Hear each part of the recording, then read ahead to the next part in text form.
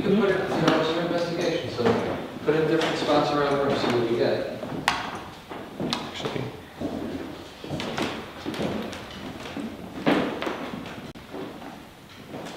Do I just have to press the button? I think it should be on, yeah, it's on. So here, let's put it up right here. Nice focal point. Should I move this one?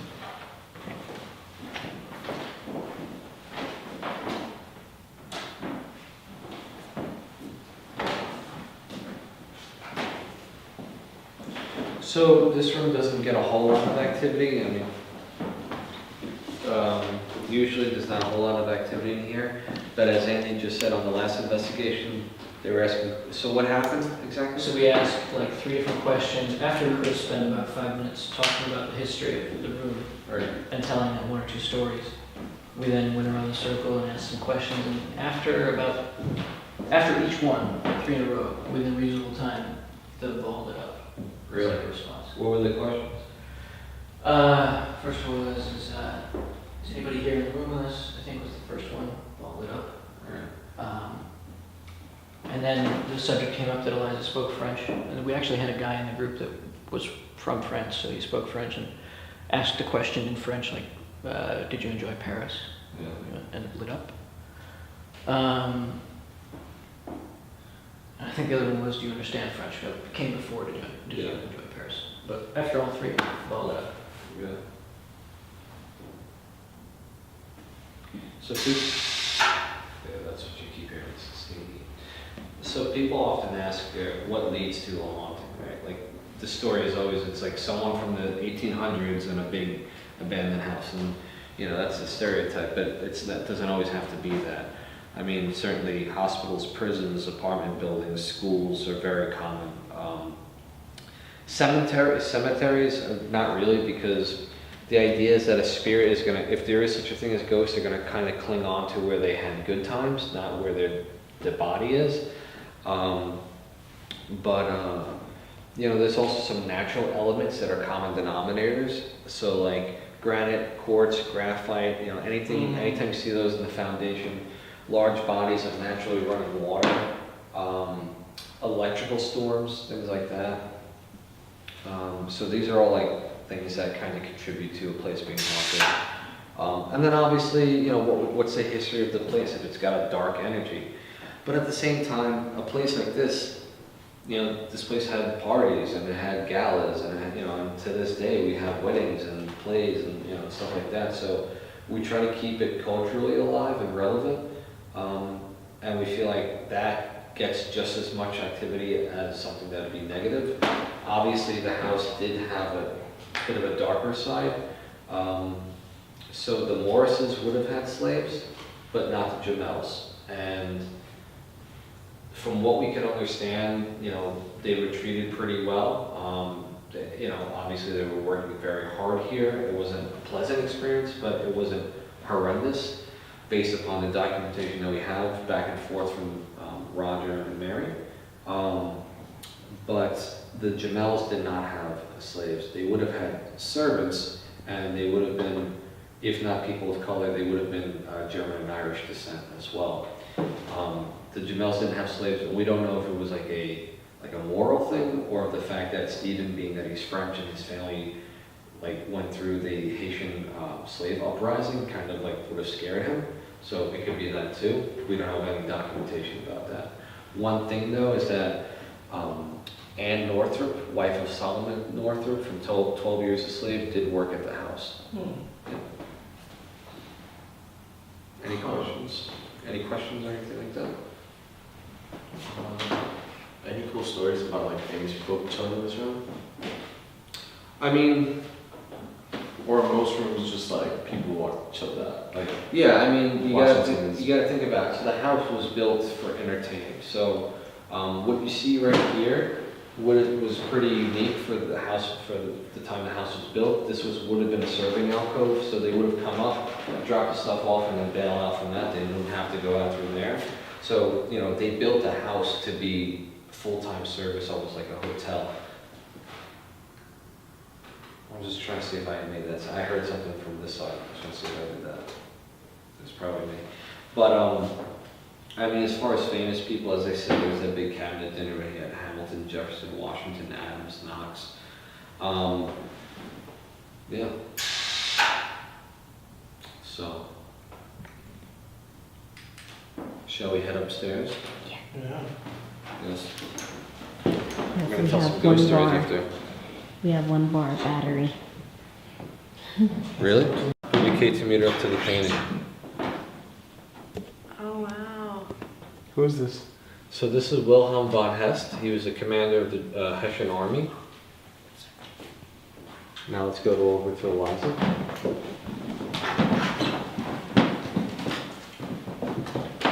It was pretty It's beautiful. going crazy. This is an oil painting from the 1800s. She had this done in Rome. So nothing electrical about it. Look at Tiffany's. Yeah, it's Who's crazy. this? That's her adopted granddaughter. So that's Eliza Jr. And who's that? William Chase, the grandson. So the story between these three is that when he gets a little older and the grandmother Eliza gets a little crazier, he comes to the house with a woman that he wants to marry. He says, listen, I want your approval. And she says, well, for whatever reason, she says, it's either the girl or your inheritance. And he chooses the girl. So Eliza immediately writes him out of the will. She puts a black veil over this portion of the painting, cuts him out of the will. This stayed straight on red Yeah. the whole time. Cuts him out of the will. She passes away. He comes over to his sister and he goes, okay, she's dead. Let's split this up. What do I get? She goes, no. That's not. You made your decision. You knew what was Turn at the stake. skink over us. Yeah, exactly. So he then sues her, goes all the way up to Supreme Court, and in order to pay for the legal fees, she had to start selling off the artwork and the land, and eventually it got reduced to what we have today. All because of the petty. Because he got written out of the will. So whatever happened to him I don't know. and the girl? I don't know. You'd have to ask someone much smarter than me. Could there be any other, like, thing with it, like, that they use to make the paint or something that might be? I mean, Behind again, the wall? this picks up EMF fields, not vibrations, not oil, not anything like that. That's picking up their spirits. Well, their energy. I mean, kind of like the furniture in the other room. I'm not saying it's definitely a ghost, but it's definitely interesting that there's something residual enough on here to make these go off. Right. Now, the thing about ghost hunting tools is, like, if you watch any of the shows, it's really a bad example of what ghost hunting is. Because, first of all, they go to a location and they're there for 12 hours, 3 days sometimes, and then they only get a tiny bit of evidence. And then they got to cut that down to 42 minutes because, an hour-long show with commercials, and they throw in some, effects and some music, and any one of us could have a ghost show, right? Mm-hmm. What they don't show you is that it's just a lot of just sitting in rooms for hours in the dark. Waiting. Waiting, exactly.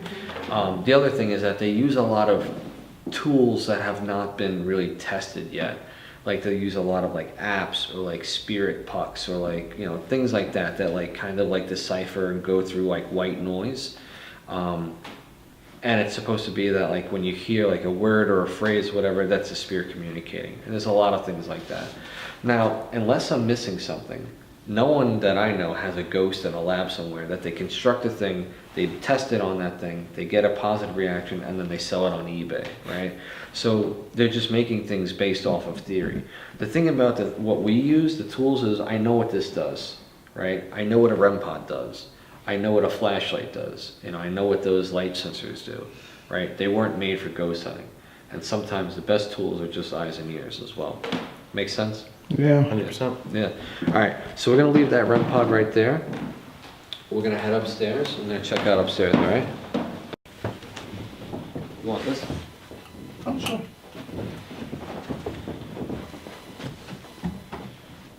This thing's crazy. So check that out. Check that out. Tiffany, how's yours doing? It's super crazy. Yeah. Going nuts. Oh, I got the little vibration ball.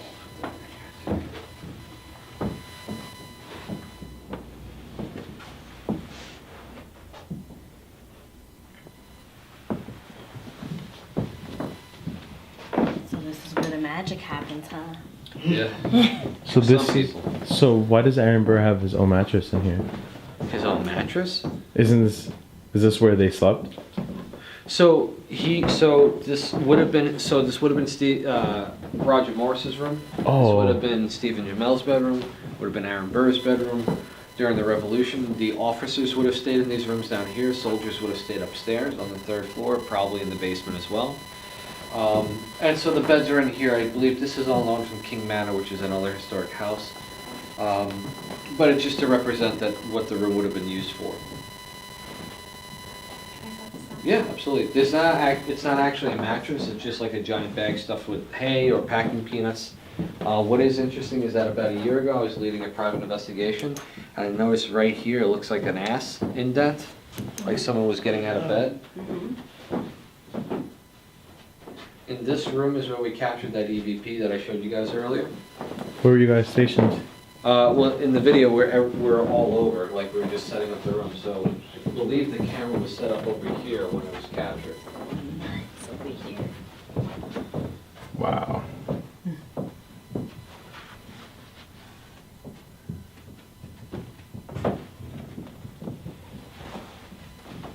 I always make it a point to say that on all of our investigations. Nothing that you're seeing is fake, hoaxed, rigged, or anything like that. It's always straightforward. We don't have people hiding out in other rooms doing fun stuff. Have you guys measured the temperature in this room versus other rooms? No, but you can feel it. Yeah, you definitely feel it. Yeah. Now, it is cold out tonight, but there's always an obvious difference in this room too. So that lamp that's right over there by Tiffany, over the last couple of months, that's been turning on by itself, turning on and turning off. We'll go out to the gate. At the end of the day, we'll lock up and we'll see that it's back on. A lot of light activity in this house over the last couple of months. Yeah.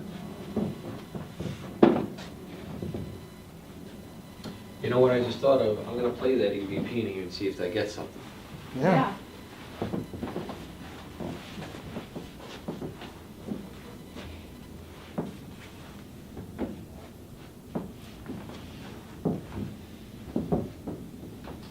It's interesting, this isn't going off as much anymore. Yep, so that's the thing is that, okay, let's just say if it was, for whatever reason, there's a high EMF level in this room, just naturally. Why isn't that going off all the time, rather than it's just fluctuating? So that shows you that something's at least passing by. Yeah. So if you notice on these investigations, I don't say, these ghosts do this, these spirits do that. It's very, I leave it open-ended for a reason. I want to leave you guys to come to your own conclusions. But yeah, so I'm gonna. Hey, Vinny, did you turn the 3rd floor lights on? Have they been on? They've been on. Okay. Yeah. So I'm gonna play the CVP and see if it invokes anything, just for shits and giggles, because I'm still really psyched about this. Yes. Okay. If anyone's in here with us, I was here with some friends a few weeks ago and we captured what I believe was your voice. And if you want to say anything like that again, you're more than welcome to do so. Do you recognize this? See if any concerns over here like you. Should we go to see if any concerns over here like you. Should we go to Washington room? Yeah. See if any concerns over here like you. Should we go to Washington room? Yeah, that's like that. Was that you? If that was you, can you make this little ball light up? Let us know that you're here. Maybe make a bang out in the hallway. Move something in here.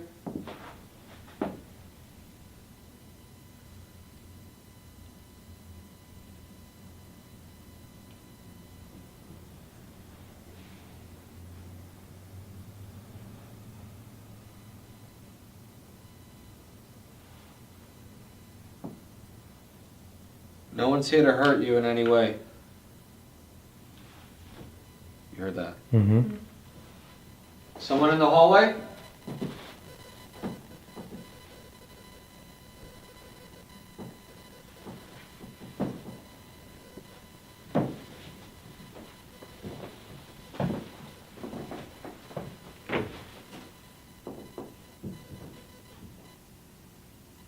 We don't want to hurt you.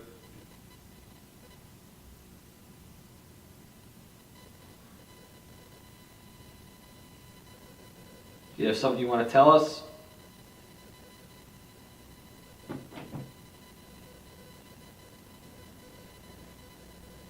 Are we bothering you?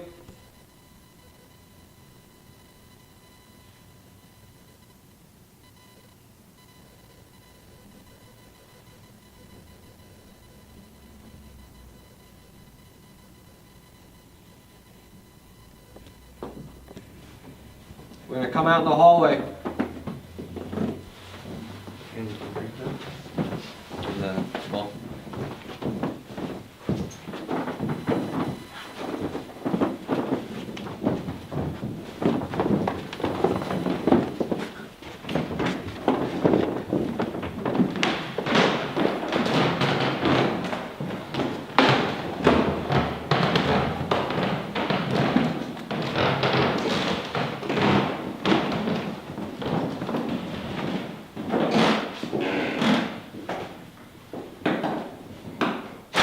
fuck, that was me. What room is this? This would have been Washington's bedroom based off of his documents. Would have also been William Chase's bedroom, the boy from the painting. A couple months It's a ago. small room for Washington. Yep. He's a big man too. He's You like didn't get six. the master? Yeah, I know, right? A couple of months ago, our former executive director was leaving at the end of the day. She got to right over there, and she heard what sounded like someone getting out of the bed and scurrying to the back corner of the room. Wow. Yep, right over there.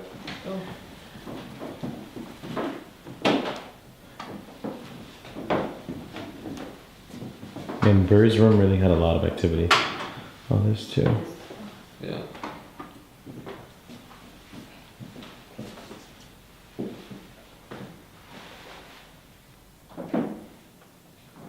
Is there anything behind this wall other than Burr's room? Chimneys.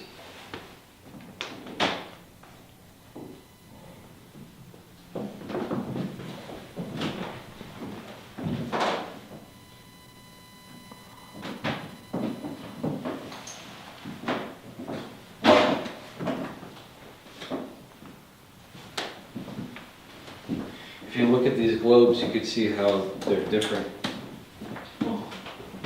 I thought this was like, Girl. this is all I had it open. They're coming for me.